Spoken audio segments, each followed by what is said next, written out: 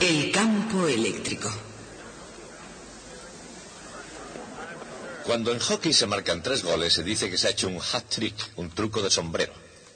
Pues hoy me gustaría hacer una jugada de ese estilo. Me gustaría explicarles qué es un campo eléctrico. Resolver un problema sobre la teoría del campo que por lo que parece causó problemas a Isaac Newton y presentar una importante idea matemática conocida como ley de Gauss. Todo eso nos resultará más fácil de lo que parece porque fluye de la imaginación brillante de un gran genio llamado Michael Faraday. La vida de Faraday hubiera puesto en apuros al más desvergonzado novelista. Su vida tuvo unos comienzos modestos y su educación fue poco convencional. A la larga acabó siendo aprendiz de encuadernador. Pero Faraday estaba decidido a ser autodidacta y empezó asistiendo a las conferencias científicas públicas de la Royal Institution de Londres. Quedó tan cautivado por esas conferencias que pidió que le dieran la oportunidad de hacer los trabajos más bajos de esa real institución. Y así fue su comienzo, para acabar con el tiempo, siendo profesor de la Royal Institution y el científico con más fama de toda Europa. Durante toda su carrera, Faraday entendía tan poco de matemáticas que no era capaz de entender los artículos científicos de sus competidores.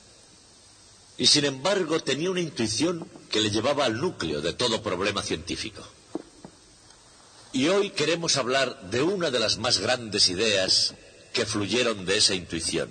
Se trata de la idea de líneas de fuerza eléctrica constante extendiéndose a todas partes a través del espacio.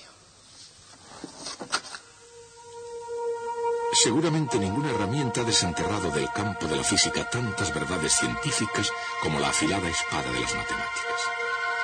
Cuando Michael Faraday descubrió la teoría de campos, terreno donde crecía mucho la física moderna, las matemáticas era una herramienta que él todavía no podía utilizar, pero se orientó hacia una idea que era de naturaleza esencialmente matemática.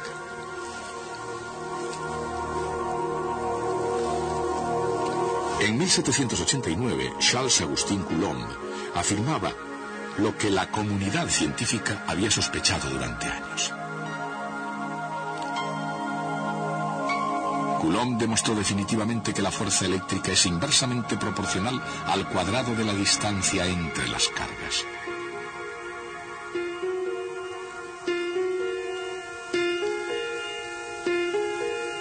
Tan elegante como era el experimento de Coulomb, el concepto, la idea de esa relación inversa al cuadrado, había sido la más importante noción científica durante algún tiempo.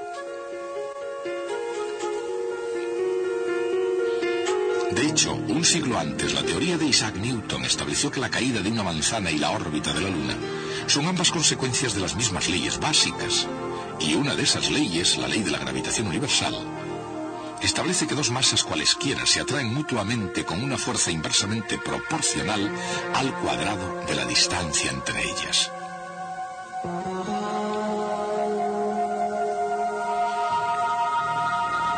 Pero era una ley difícil de aplicar, incluso para el propio Isaac Newton.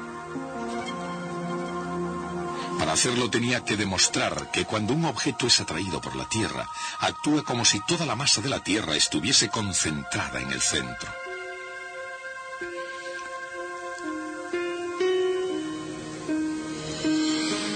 Y más difícil, él tendría que racionalizar lo que él llamaba acción a distancia.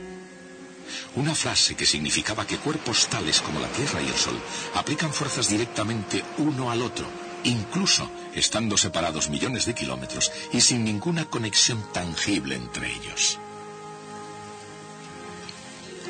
Si bien el gran genio era frecuentemente un poco irritable, incluso puede que él mismo haya llegado a admitir que sentía una cierta insatisfacción con la idea de la acción a distancia. Quizás un tanto a la defensiva, Newton escribió en su Principio: no he sido capaz de descubrir el curso de esas propiedades de la gravedad y no finjo ninguna hipótesis. Y con esa famosa frase, no finjo ninguna hipótesis, Newton no sentía la necesidad de explicar la ley de la gravedad, por la física o por la mecánica. Nos basta, añadía, con que la gravedad realmente exista y actúe conforme a las leyes que hemos explicado. Evidentemente eso bastaba. Más tarde, la ley de la gravedad se convirtió en Inglaterra en la ley del país. Y en el siglo XIX, los seguidores de Newton habían descubierto con la ley de la gravitación firmemente establecida que la electricidad y el magnetismo obedecían leyes semejantes.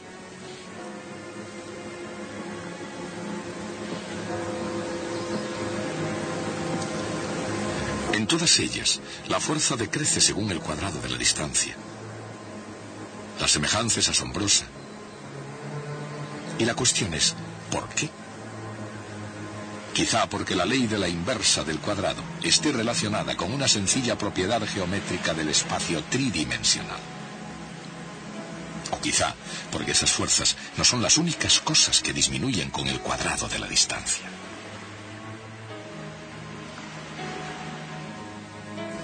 La esencia de la ley de la inversa del cuadrado puede apreciarse en el concepto de flux, palabra latina que significa fluido. La luz fluye a partir del Sol por igual en todas las direcciones.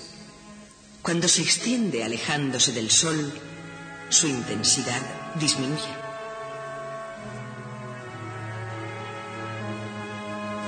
Pero imaginen una esfera que contenga al Sol.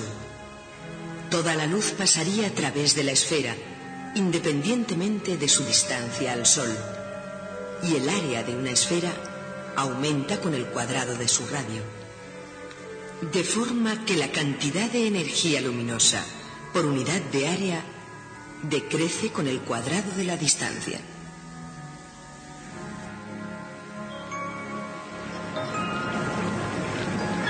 La ley de la inversa del cuadrado no era la única idea provocativa a que estuvo expuesto Faraday cuando era joven. En 1810 visitaba con regularidad la Royal Institution, en particular las conferencias del legendario profesor de la institución, Sir Humphrey Davy.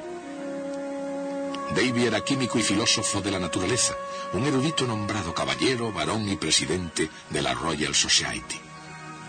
Estaba en la misma cima de la ciencia británica. Con su propia investigación como tema y como autoridad mundial en la materia, Davy hablaba de todos los elementos químicos, del sodio al potasio y del cloro al yodo. Davy se convirtió para Faraday en el padre de la ciencia y continuó siendo su mentor e influyendo en él enormemente durante casi 20 años. Aunque a veces la relación era vacilante, sin embargo, bajo la influencia de Davy, en la edad de oro de la química, nadie brilló más que Michael Faraday. Faraday descubrió la benzina, licuó el gas cloro y desarrolló nuevas aleaciones del acero. La lista de sus notables logros como químico es interminable. Sin embargo, en 1821, Faraday dejó de lado sus investigaciones en química. Ese mismo año, Ørsted descubrió el efecto que la corriente eléctrica tiene en los imanes, y mientras que ese efecto se puede ver ahora claramente, en 1821 era todavía un gran misterio científico. Ciertamente, ¿por qué la aguja de una brújula se colocaba en posición perpendicular a la corriente eléctrica? En primer lugar, picado por la curiosidad, y debido a que un editor le había rogado que escribiera un artículo que diera fin a la confusión científica, Faraday se puso a resolver el misterio del mismo. Faraday vio que se podría aprovechar la fuerza de una corriente eléctrica e inventó un aparato para hacerlo. Ese aparato resultó ser el primer motor eléctrico. ¿Cómo consiguió eso Michael Faraday? Quizá porque, siendo incapaz de analizarlas matemáticamente, sí fue capaz de tomar esas fuerzas magnéticas circulares tal como se presentan. De cualquier manera, según Michael Faraday, tanto la electricidad como el magnetismo aplicaban verdaderas fuerzas en el espacio y comenzó a estudiarlas partiendo de varios supuestos.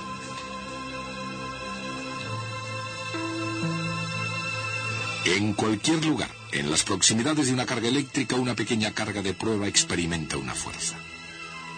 Como si se debiese solo a una carga, el diseño de las fuerzas detectadas en la carga de prueba es simple.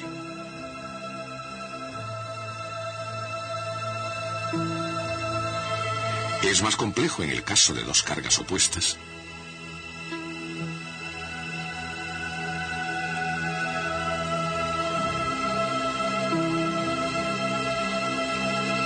para dos cargas del mismo signo.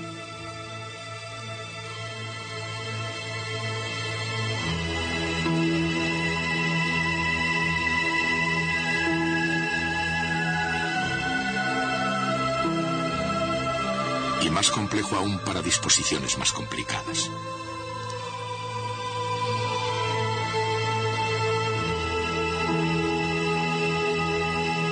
Pero en todo caso, y esto es lo importante, incluso si la carga de prueba no esté ahí para detectarlo, se puede suponer que el esquema de fuerzas existe en cualquier lugar del espacio. Esa es la esencia del concepto de campo. Y aunque Faraday solo lo imaginó, el campo también se puede expresar matemáticamente.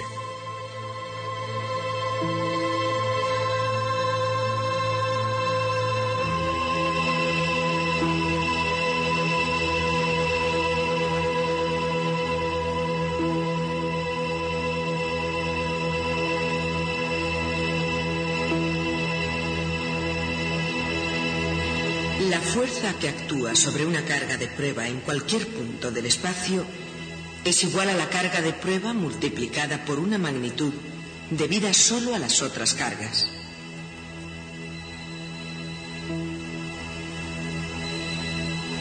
Esa magnitud es el campo eléctrico.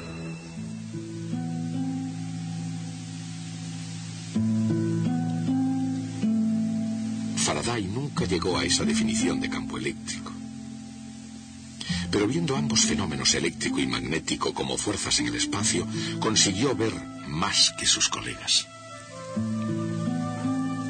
Como resultado de este y de otros muchos descubrimientos, llegó a ser con el tiempo director del laboratorio de investigación de la Royal Institution, y sucedió también a Davy como profesor y como miembro de la Royal Society. Fue trabajando como investigador, más que como profesor, como Faraday profundizó en las invisibles fuerzas del espacio. Para él, la fuerza 1 partido por r² entre cargas eléctricas sugería que la fuerza debía ser aplicada por algo que se expandía hacia afuera desde las cargas. Algo que, como la luz del sol, nunca se detiene y nunca se acaba en el espacio.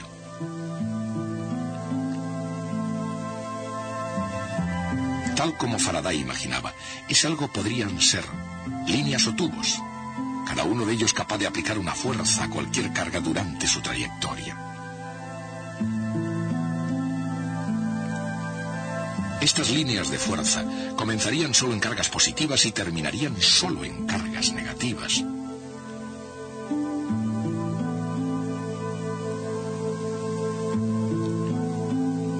Y fluirían con suavidad por el espacio sin cruzarse ni enredarse.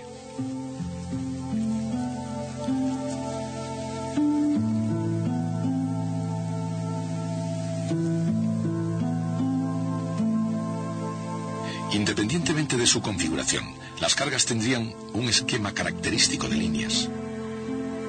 La fuerza que aplican sería fuerte cerca de las cargas donde las líneas se concentran, y débil lejos de las cargas donde las líneas están más espaciadas. La posibilidad de aplicar una fuerza reside en cada punto del espacio, y la fuerza proviene de la intensidad de líneas sin tener en cuenta la situación de las cargas que las originan.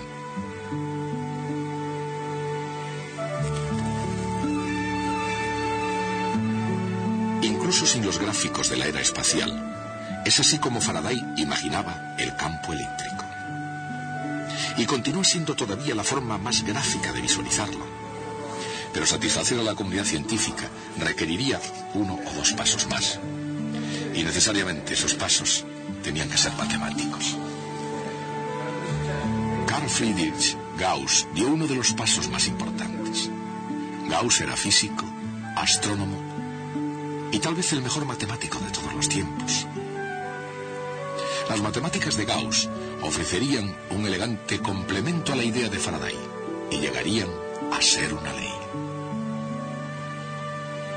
En términos de Faraday, el flujo se representa por todas las líneas de fuerza que atraviesen cualquier superficie. La ley de Gauss establece que para cualquier superficie cerrada, el flujo total es proporcional a la carga eléctrica neta encerrada en su interior.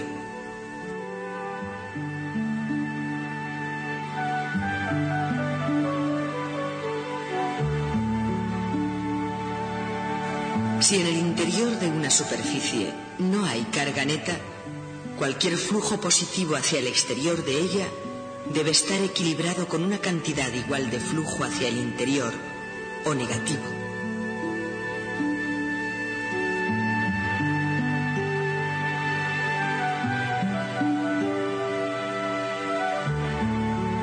La ley de Gauss, que da una definición matemática a la noción intuitiva de Faraday sobre el campo eléctrico, en realidad es una expresión del significado geométrico de cualquier ley de la inversa del cuadrado de la distancia.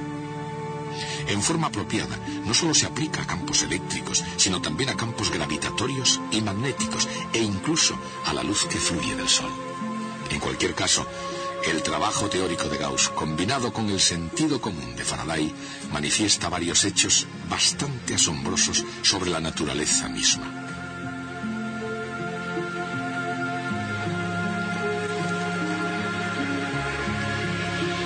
Observen, por ejemplo, lo que ocurre en el interior de un conductor donde un retículo de iones positivos son neutralizados por electrones móviles y en constante movimiento.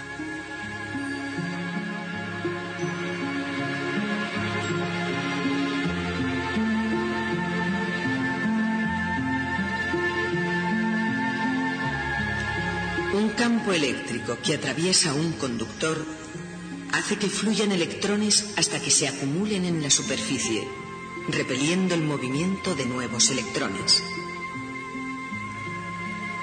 Pero eso significa que el campo eléctrico en el interior de cualquier conductor llega a ser cero cuando se establece el equilibrio electrostático.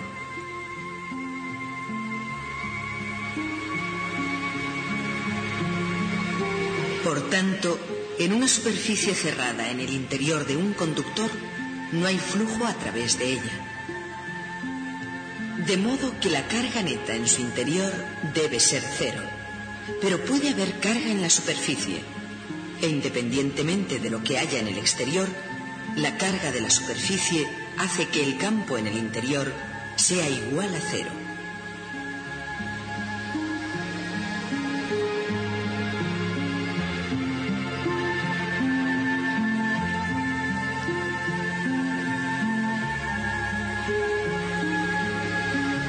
Y puesto que toda la acción se produce en la superficie, una caja metálica cualquiera, incluso una frágil jaula de rejilla, puede impedir que haya dentro campo eléctrico.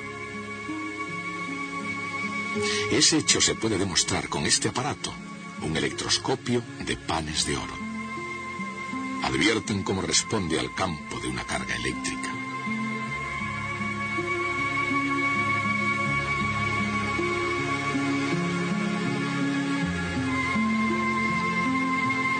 Ven también que reacciona de la misma forma incluso cuando un electroscopio está dentro de la jaula.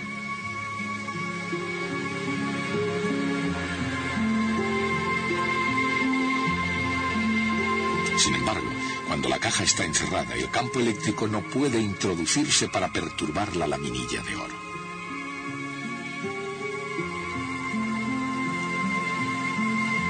Cualquier caja de metal puede hacerlo. Y actualmente, cualquier caja de metal que lo haga recibe el nombre de jaula de Faraday. Por supuesto, no todas las jaulas de Faraday se diseñan para proteger su contenido de los campos eléctricos.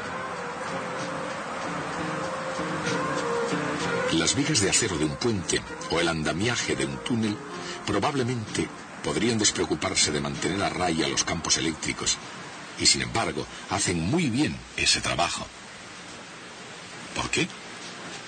Porque las ondas de radio son una especie de perturbación en el campo eléctrico, y porque tanto si es un puente, un túnel o simplemente la caja cerrada que responde a su nombre, una jaula de Faraday es un mal lugar para una buena recepción.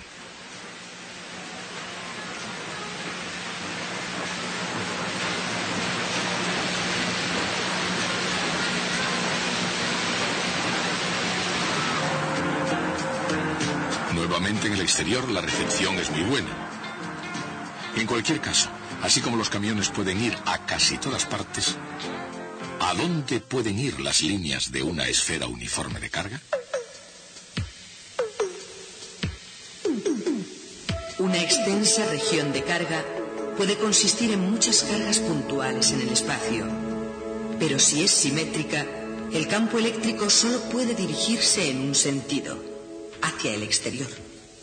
Según la ley de Gauss, el flujo que atraviesa hacia afuera una superficie cerrada depende solo de la carga total. Si la región cargada es una esfera, será independiente del tamaño de esta. Dicho con otras palabras, el campo eléctrico exterior es el mismo, tanto si la carga se distribuye uniformemente en una esfera como si se concentra en un punto en el centro.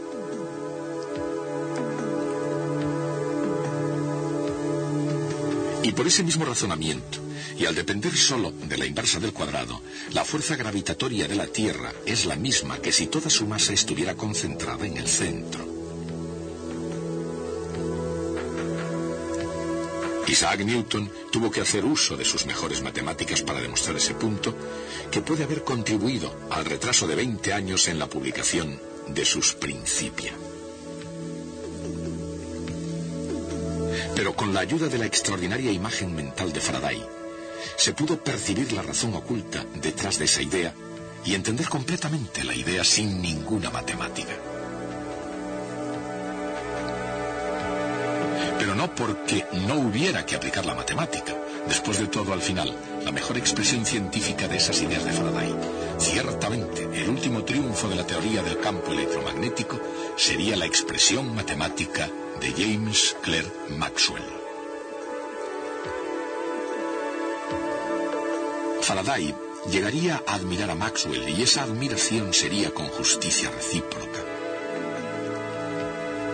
En respuesta a una carta de Faraday, Maxwell escribía: «Es usted la primera persona para quien la idea de los campos actuando a distancia ha surgido como principio en el que de hecho hay que creer. Nada tan claro como sus descripciones. Usted parece ver las líneas de fuerza curvarse alrededor de los obstáculos y dirigirse perpendicularmente a los conductores, desviándose hacia determinadas direcciones en los cristales y llevando a todas partes con ellas la misma cantidad de poder de atracción, extendiéndose más esparcidas o más densas como las líneas se esparcen o se contraen. Y pensando tanto en la gravedad como en la electricidad, Maxwell concluía: sus líneas de fuerza pueden tejer un tejido que cruce el firmamento y dirija el curso de las estrellas».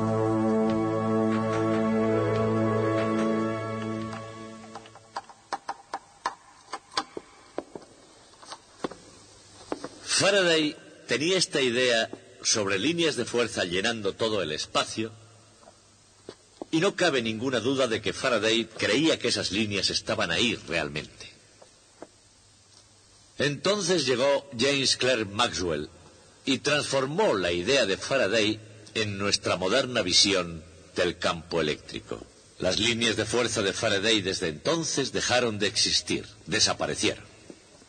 Y una pregunta razonable que se podía plantear es: ¿por qué nos molestamos en enseñarles a ustedes algo que ahora ya no creemos que sea verdad?